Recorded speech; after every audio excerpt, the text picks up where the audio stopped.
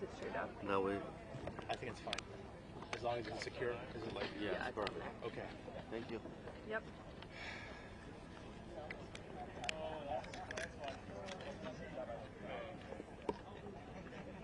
The only problem is it's going to be like 60 minutes. But I'd rather than yell now.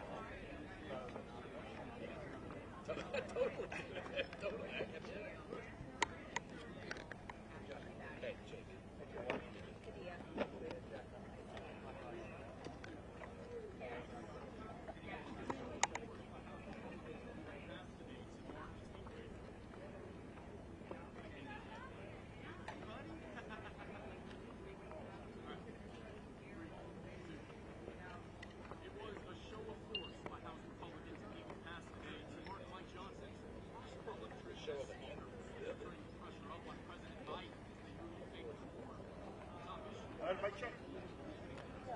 Last one, 4, 3, 2, 1, 4, 3, 4, 4, 3, 2, 1, 4, 3, 2, 1, 4, 3, 2, 1, 4, 3, 4, 3, okay.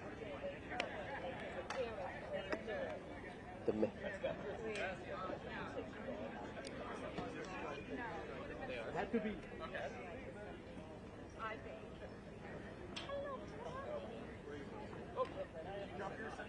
I did. You did, but everyone has a voice.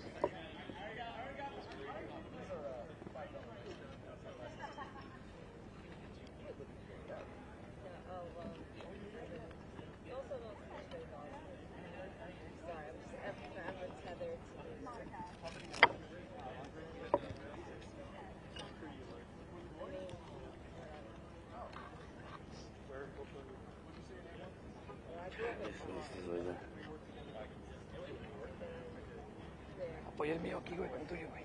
Sí, no hay pedo, no, para nada, no quiero levantarlo tantito para que se vea. Te lo tapo, ¿eh? No, está. ¿Sí está bien, seguro? Sí, seguro.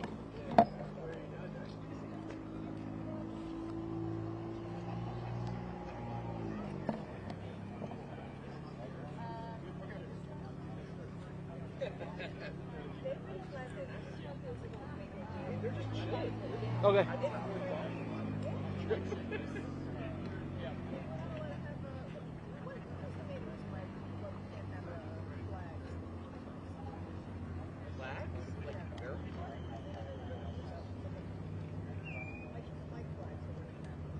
Oh, I don't know the answer.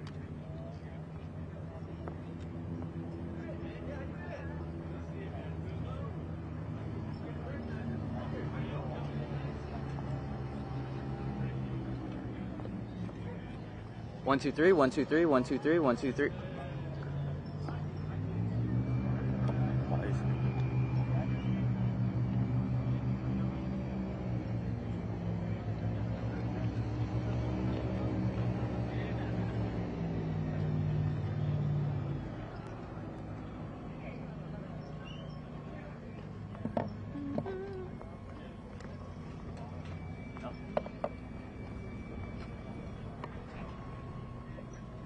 Hey everybody, we're going to begin very shortly. The members are on the way currently right now, so it'll be the next 5 minutes.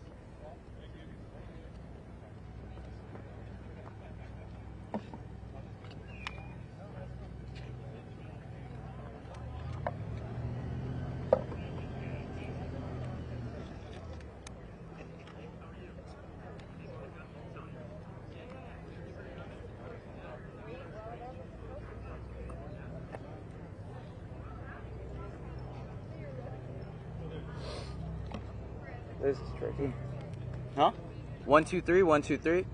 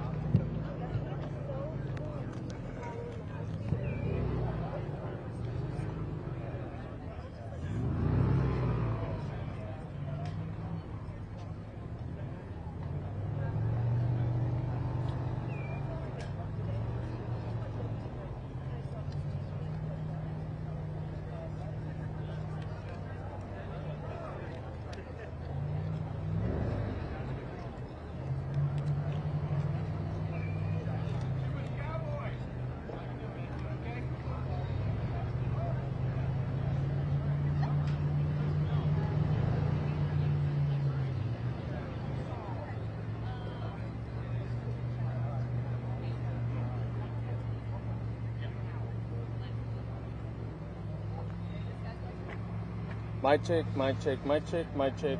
Check, check, check. Everybody, mic check. Check, check, check, check. Check 1 2. Check 1 2. Mic check, mic check. Oh, good. Test, test, test. 1 2 3. Testing 1 2 3. Testing 1 1 2 3. Mic check, mic check. Everybody, yes. Okie dokie.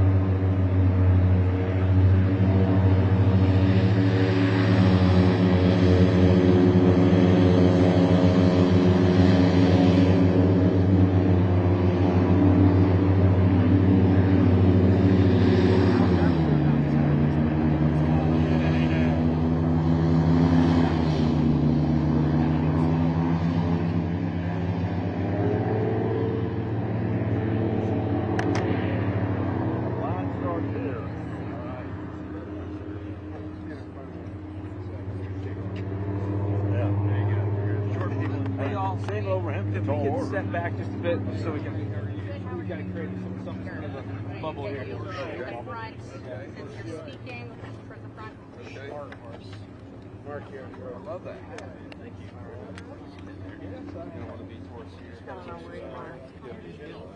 I know. Nobody can see me.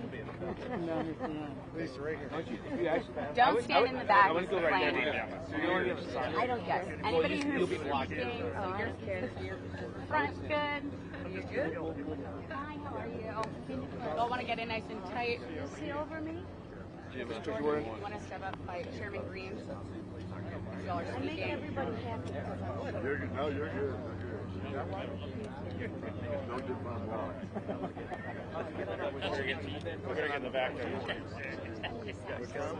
Put a minute in there. Well, thank you. James, you want to help me fill in so everybody can get like a face? This is going to be like the end of it, so if you guys can like kind of maybe cut this so you'll get probably a better shot. Can we get a picture of this? I don't know. Does anyone have a? Hey, y'all, we're going to need to kind of see you guys this way. Yeah, everybody wants to nice and cozy. I don't see one. Beth is Good. That's what radiance stands for. I love you. You have a happy marriage. Yes, so much. Not one wrinkle. One but two sisters, I have 3 daughters. I know what I'm talking about. It's irrelevant.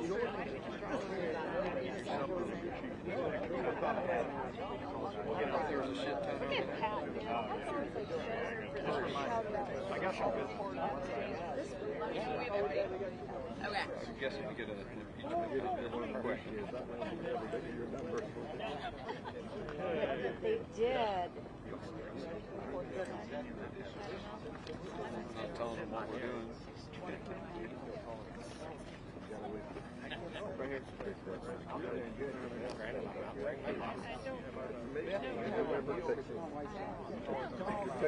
I do.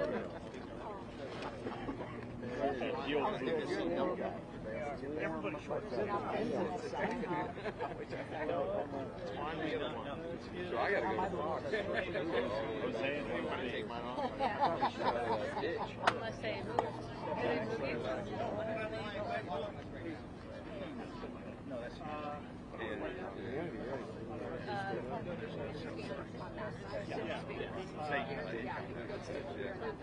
There's plenty of sales stuff.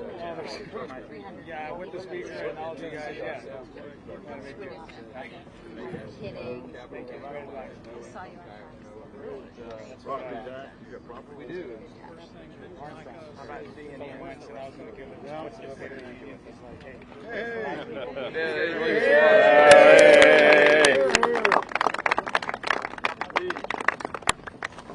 Well, we want to thank all of you for being here today. I want to thank all of my colleagues for joining me here in the epicenter of the of the crisis that we're having on the border here in Eagle Pass, Texas. It's been quite a day. I'll tell you a little bit about what we've learned here today. First, I want to tell you that we have a great cross-section of the House. We have 64 House Republicans that have joined us here in Eagle Pass. They represent 26 states, 1 U.S. territory. You have everybody from California to Maryland, from Michigan to Florida. We represent over half the U.S. states because every state in America is now a border state, and we've seen that on vivid display today. Today we were able to meet with local residents, with sheriffs, with the Texas DPS. We also toured the CBP processing facility here in Eagle Pass, and it's been an eye-opener. One thing is absolutely clear. America is at a breaking point with record levels of illegal immigration, and today we got a first-hand look at the damage and the chaos the border catastrophe is causing in all of our communities. The situation here and across the country is truly unconscionable. We would describe it as both heartbreaking and infuriating. Our communities are overrun. We have local resources that are being strapped. We have lethal drugs that are pouring into our country at record levels. And it's in less than 3 years that President Biden took office that this has happened. That we have over 7 million illegal encounters at the border, nearly 2 million known gotaways, and that doesn't count the many that are undetected. At 312 suspects on the terrorist watch list that have been apprehended. We have no idea how many terrorists have come into the country and set up terrorism cells across the nation. Last month alone, we saw the most illegal crossings in recorded history. It is an unmitigated disaster, a catastrophe. And what's more tragic is that it's a disaster of the president's own design. About an hour ago, we had lunch, and there are a number of sheriffs that work and serve here along the border of Texas. The sheriff of Terrell County was one of them. He was a former Border Patrol agent for 26 years, and he said in his estimation, it took less than 6 months for the Biden administration to dismantle 100 years of progress that the U.S. Border Patrol had achieved. Some of the first actions that Joe Biden took when he rolled into the Oval Office were that he rolled back border security measures. They were put in place by the Trump administration. We all saw it happen. Remember, it was on his very first day in office that President Biden stopped construction of the southern border wall, and he ended the Remain in Mexico policy. It was estimated on our tour just a moment ago that if the Biden administration would reinstate just the Remain in Mexico policy, it could stem the flow by probably 70% or more. But he refuses to do it. And since the time that President Biden took office, the administration has done next to nothing to protect the border, but we've all seen with our own eyes, they have opened the border wide to the entire world. It's estimated that nearly 170 countries have people coming in and flowing across this border. And some of these are from nations that have high numbers of concentration. And these are not people who are fleeing and looking for asylum, that are in fear for their lives in their home countries. We have hardened criminals coming across that border. They're the ones being released from prisons from some of these countries and sent here to come into the U.S. Rather than incentivizing people to come, the president needs to deter people from entering the country. Rather than discussing amnesty with Mexico, as top Biden administration officials did within the last couple of weeks, this administration should reinstate the Remain in Mexico policy, as was said. Rather than expanding parole authority to an unprecedented scale, the president should obviously end catch and release and stop the abuse of our parole and asylum systems. The president can and should act now. This doesn't require legislation. It requires leadership. And despite the White House's claim, he has all the authority he needs right now under existing federal law to stop this madness. But the message his policies have sent is the opposite of that. It's quite clear. Under President Biden, America has laid out a welcome mat to illegal immigrants, smugglers, and cartels. He is responsible for the grave threat to our national security and our nation's sovereignty that these policies have created. But instead of taking responsibility and providing leadership, this administration has done nothing but attack elected officials who are trying to fix this catastrophe. The people standing behind you have worked hard. We passed our legislation more than 7 months ago. You have red and blue states all across this country that are being forced to step up because the federal government has failed to do its job. Right here in Texas, Governor Abbott has heroically done more to enforce the law than the president has. And how has this administration responded? They have sued the state of Texas to stop their deterrence efforts. They have brought them to court to strike down their ability to put up buoys in the water and razor wire and the rest. It's absolute insanity. The House has done its job. As I mentioned, we delivered common sense legislation that will secure our border. But it's been sitting on Chuck Schumer's desk for 7 months. House Resolution 2 was our bill, and the time to act on it is yesterday. It certainly needs to happen. With each passing day, each record broken, this administration's dereliction of duty becomes more and more dangerous and more infuriating, and we are here to say that it must stop. What we saw today only made House Republicans more resolved to stand for sanity and the American people, and we will do it. If President Biden wants a supplemental spending bill focused on national security, it better begin by defending America's national security. It begins right here on our southern border.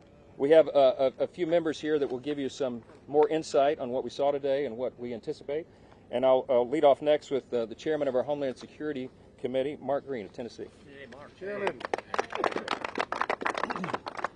I want to thank the speaker for putting this CODEL together. Really appreciate it. Thank you for all coming. It's important to bring what's happening here to the American people, to all of the American people.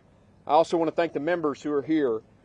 You know, I first took the oath to defend the Constitution of the United States against enemies foreign and domestic on the plane at West Point when I was 17 years old.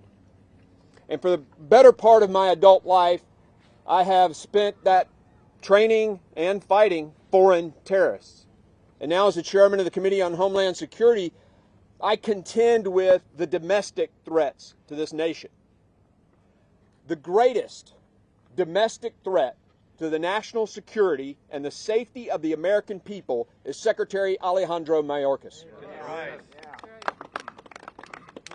He, through his policies, has defied and subverted the laws passed by the United States Congress. He has defied multiple court orders. He has lied numerous times to the United States Congress. He has, under oath, stated things that were blatantly, obviously incorrect. He has broken his oath to defend this country. Even A.G. Garland admitted that the policies of Mayorkas are being used by the cartels to exploit the American people and make billions of dollars, putting Americans at risk. Hundreds of thousands of Americans dead to fentanyl, tens of thousands of young people trafficked into sex slavery, billions of dollars wasted, expanded criminal networks now connected to the drug cartels in Mexico throughout our entire country. Director Wray admitted before my committee the other day, our committee the other day, that with the border wide open and a war in Israel, Hamas can just walk right in. That's the director of the FBI. He fears for his own agents. It's clear this is intentional. Secretary Mayorkas knows the policies. If the AG knows the policies are the cause, Secretary Mayorkas knows the policies are the cause, he's doubling down. He's doing this intentionally. Despite the catastrophic harm to our country. Well, our committee has finished its 5-phase investigation. I want to thank the members of the committee for their hard work and our staff. You're going to see a lot more coming here very soon. I'm going to let my colleagues talk about the numbers because I get to talk about them all the time. I want to spend my 2 minutes this morning telling you that the cause of the problem is Alejandro Mayorkas. Thanks again to the speaker for putting this together, the members for coming. Every state and city in this country is a border state, but I want to say a special thank you and salute to Texas. You have borne the brunt of this, and we will not let you down. Accountability is coming, I promise. And I will be followed by the amazing chairman of the Judiciary Committee, Jim Jordan. Thanks, Mark. And I too want to thank the speaker. I want to thank all the people in law enforcement that we got a chance to interact with today.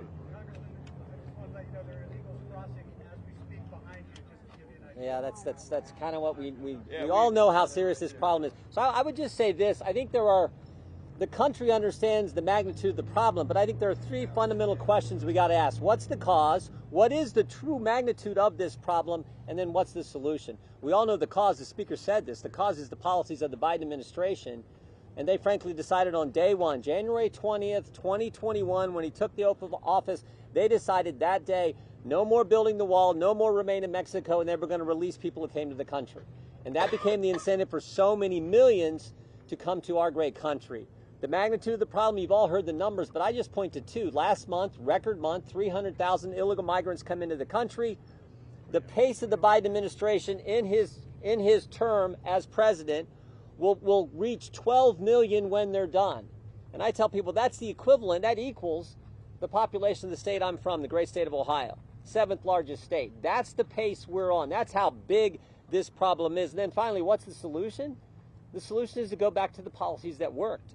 The solution is our legislation. Or the solution is simply, I think, one sentence. No money can be used to process or release into the country any new migrants. To just say suspend it now, which the president can do. But if he won't do it, we should put that one sentence in must-pass legislation. That to me is how it finally, I would just say this. I think in the end it boils down to the will of Republicans in the United States Congress. Are we going to force that sentence, that solution, on a piece of legislation to get this done? That should be our charge. If we don't, then we're going to have to wait. Then we're going to have to wait for the presidential election and hope that President Trump is the new president where we can get back to the policies that work. It's that basic in my judgment. With that, I would yield to the gentleman, I think, from the home district here, Mr. Gonzales.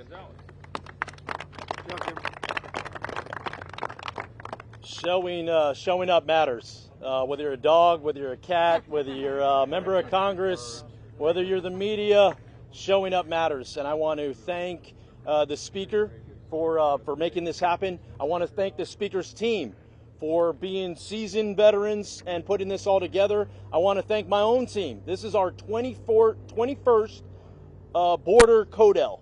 And I want to thank our team for working together with the Speaker's office to put this together. I want to thank the members that have all traveled to get here 2 days after the holidays. We could all be doing different things, but we are united in making sure House Republicans' top priority is securing this border, and that shows by us being here.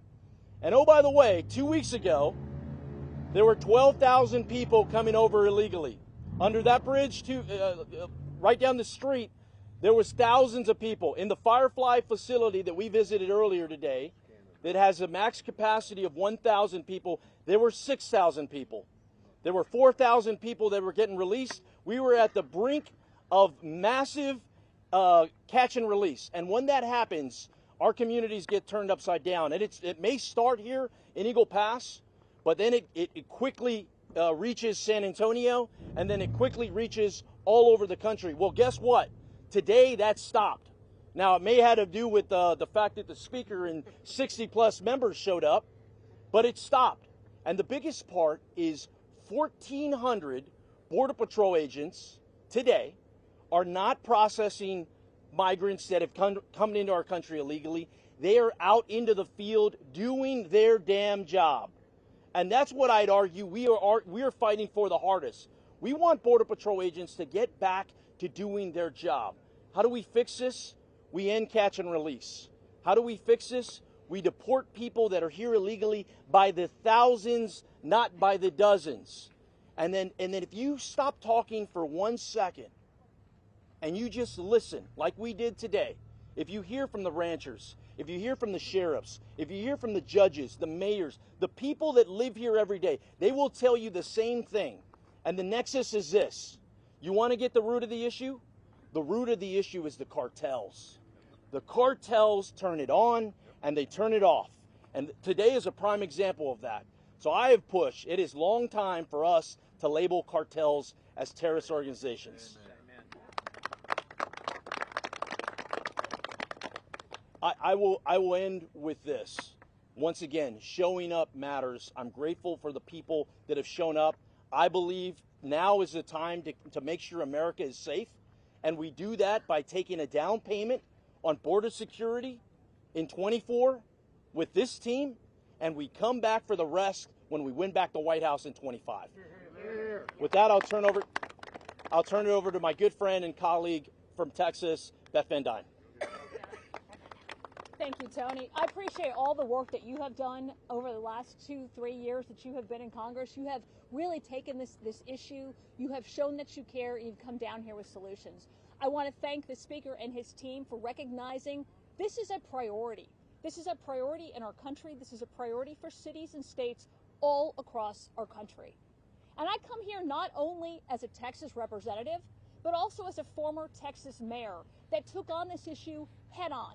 We worked and we partnered with Immigration and Customs Enforcement. We had more criminal illegal aliens deported from my city during the time that I was mayor than any other city in the country per capita. And what we found was we had decreased crime almost overnight.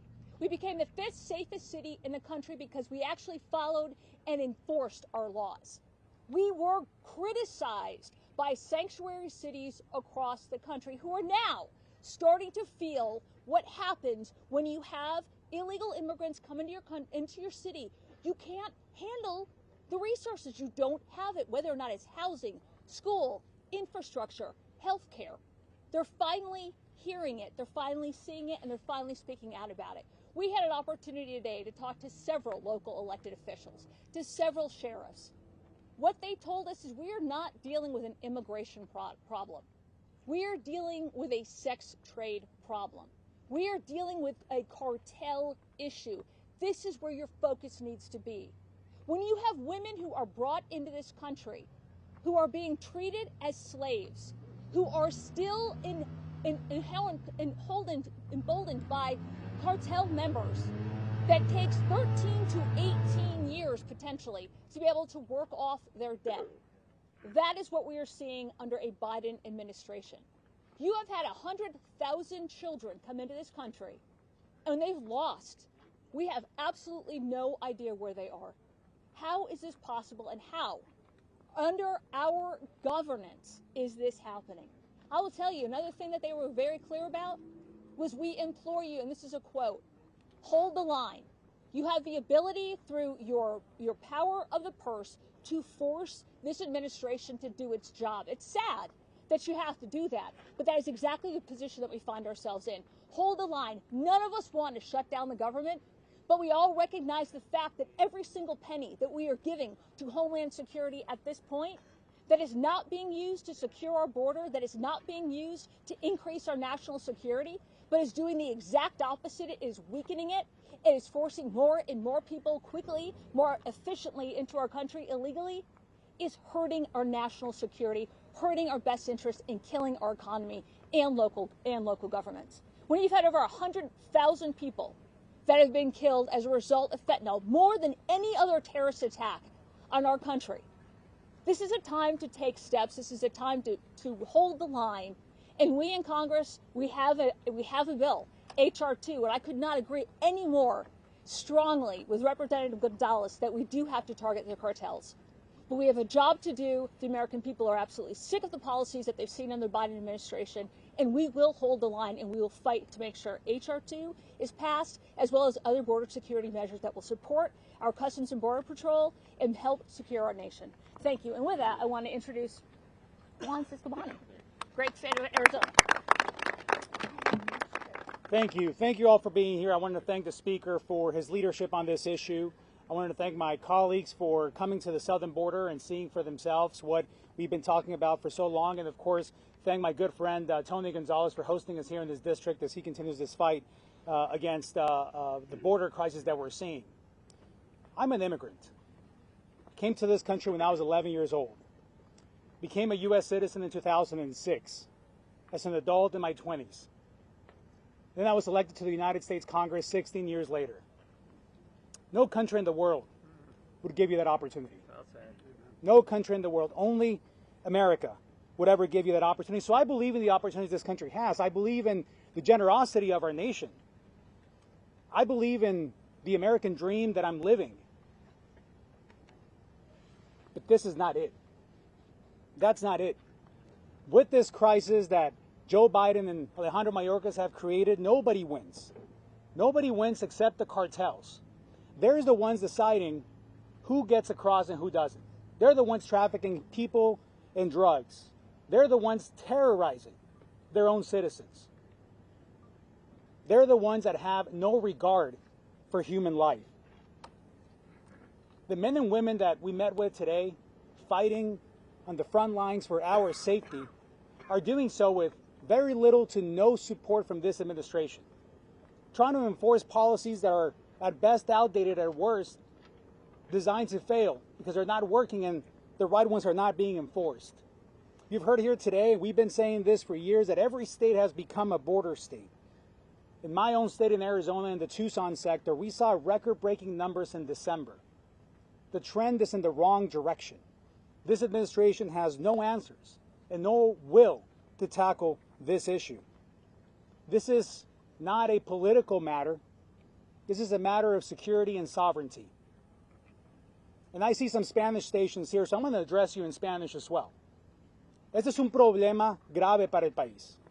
No es un problema nuevo, sin embargo es un problema que se ha empeorado grandemente bajo la administración de Biden. Cero credibilidad tiene su administración y sus agentes de su gabinete que no han podido mover esta situación en el lado positivo de ninguna manera. Necesitamos parar esto y tenemos las herramientas para pararlo, pero el presidente se rehúsa a hacerlo. Como inmigrante, esta no es la solución, lo puedo decir de todo corazón. Es una crisis humanitaria tanto como lo es una crisis de seguridad nacional. Y necesitamos hacer algo inmediatamente. It's important to know that as an immigrant, myself, and I can say that this situation is like with many other families, that it took us over a decade to earn our citizenship.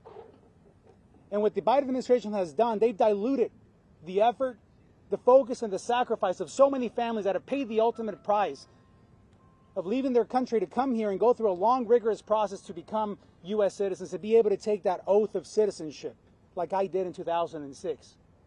And this administration, with their actions, has made a fool out of that process. And has spit in the face of so many that have gone through the entire process to one day have the honor of becoming United States citizens. This message transcends culture. This message transcends language. This is an American issue that we must solve from every perspective that you see reflected here behind us. Our GOP colleagues get it, our speaker gets it, and we will solve this issue. And the president needs to step up and do his part, along with Alejandro Mayorkas. Thank you so much, Mr. Speaker. I want to thank my colleagues and friends again for being here and sharing that insight. We'll take a few questions if you have some. Can we see a show of hands? Who will vote to shut down the government? No, we're not going to do show of hands. We're not in a classroom. We're not doing show of hands. Well, here's the deal on the shutdown. We are working hard to get the appropriations bills done, and the resolve that of this group and that you've seen with our votes and carrying over and crushing the Christmas omnibus fever as we did with our laddered approach and the two-step CR. We have until mid-January, you have until early February to get the approach bills done. We have been working in earnest and in good faith with the Senate and the White House virtually every day through the holiday trying to come to an agreement. Negotiations are still ongoing. It's drug on way too long, but the sooner we get that agreement, the sooner we'll be able to get the appropriations bills done. And let me tell you what our top two priorities are right now in summary. We want to get the border closed and secured first, and we want to make sure that we reduce non-defense discretionary spending. That is an important objective. You know why? Because we've crossed the threshold of $34 trillion in debt. $34 trillion today. It's a landmark that is unimaginable, would have been unimaginable to previous generations. And here we are. And so we have a responsibility here of fiscal stewardship and fiscal sanity, and that's the priority that you're going to see us pursue. So too early to prejudge any of that, but I'll tell you we're resolved on those priorities. Mr. Speaker, Jay. you've been briefed on these negotiations with the Senate. What is your view of them right now? And are they going as far as you need them to go to? With regard to border security? Yes. Listen, the Senate has been negotiating, I guess, among members there and potentially with the White House, I suppose. Our position is very clear, and we have made that clear, again, for 7 months. H.R. 2 is the necessary ingredient. Why? Because it has provisions that fix each of these problems, and these things work together. For example, you couldn't just reform the broken asylum process and allow this parole system to remain broken. It would be a giant loophole that would not solve the issue. You can't just build the wall without ending catch and release, without restoring remain in Mexico. These are the policies and the provisions that, again, had stemmed the flow in the previous administration. We know what works. It's not rocket science, and that is why we have said we are resolved for those provisions. That's what's necessary to fix the problem. It's not just House Republicans' opinion. It's based upon the informed opinions of the people here on the ground, and that is what they have told us, and they have reiterated this over and over and over. Desperately, they ask us to help them solve this problem, not just for South Texas, but for the entire country. And that's why you see representatives from all across America here to say in one voice that we have to do this for the people. And the White House has shown an unwillingness to do it. In fact, as we noted, they've done exactly the opposite, and it's shameful and inexcusable. Yes, ma'am.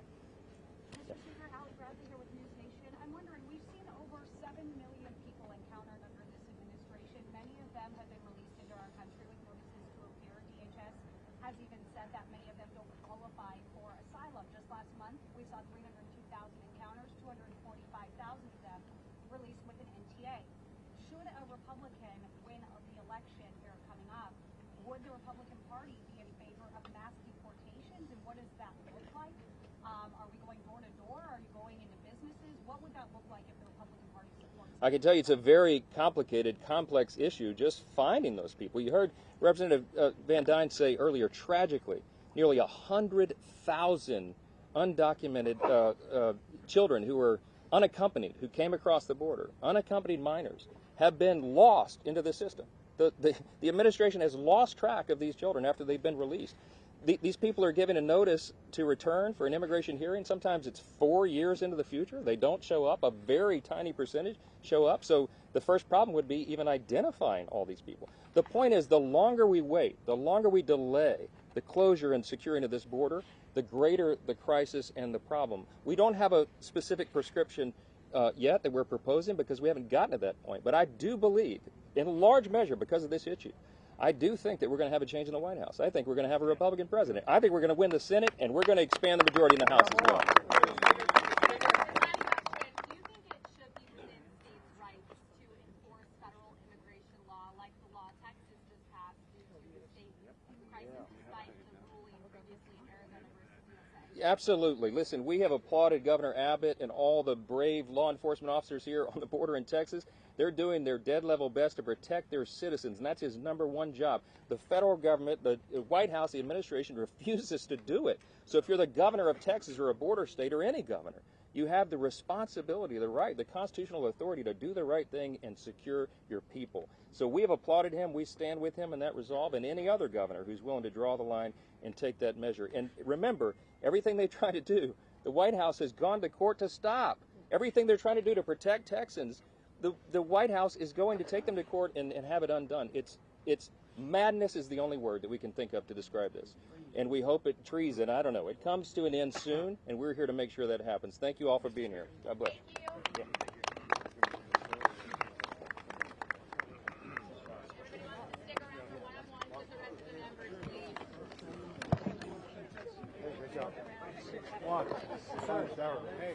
Thanks, buddy. Appreciate it, man.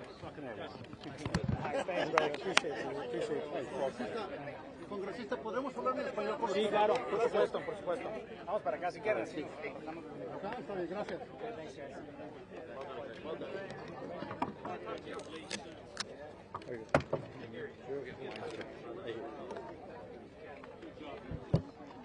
Sí, bueno. Sí, ya estamos quitando el micrófono.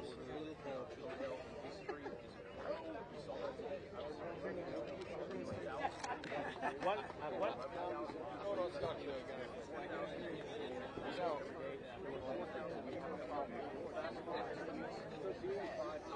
Ya van a